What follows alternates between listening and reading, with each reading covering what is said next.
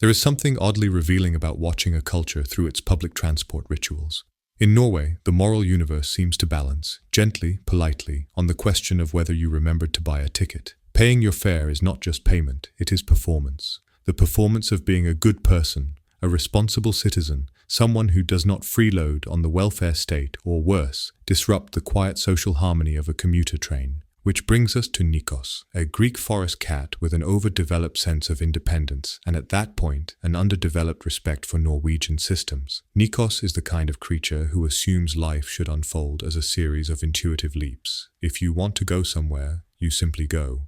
No ticket necessary. It's a worldview shaped more by trees and cliffs than by timetables and fare inspectors. But Norway does not bend to the logic of a free-spirit cat. Norway is a land where even freedom needs structure. So when the conductor appears, a figure who, in this country, carries the quiet power of a kind but unshakable moral judge, Nikos feels the ancient panic of someone who knows he's been caught violating a rule he didn't think mattered. And of all possible saviors, he meets King Harald. There is something archetypical in this scene.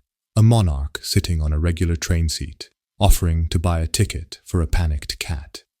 It's of that kind where the universe briefly reveals itself through the strange kindness of a stranger. But this is the part where Norway's historical memory sneaks in, because King Harald is not improvising. He is enacting an inherited ritual, echoing his father's famous moment in 1973, when King Olaf V boarded a tram and paid his fare like everyone else. In the middle of an oil crisis, the gesture became a national lesson. Even when you have great power, you still stand in line, still buy your ticket, still try not to waste resources. It is the Norwegian version of humility, performed publicly, reinforced culturally, retold endlessly. And so this isn't just a cat on a train. This is a philosophical collision between Nikos's instinctual freedom and Norway's deeply internalized belief that the world works best when everyone follows the rules, regardless of status, species, or fur pattern. Yet the moment carries a strangely tender wisdom.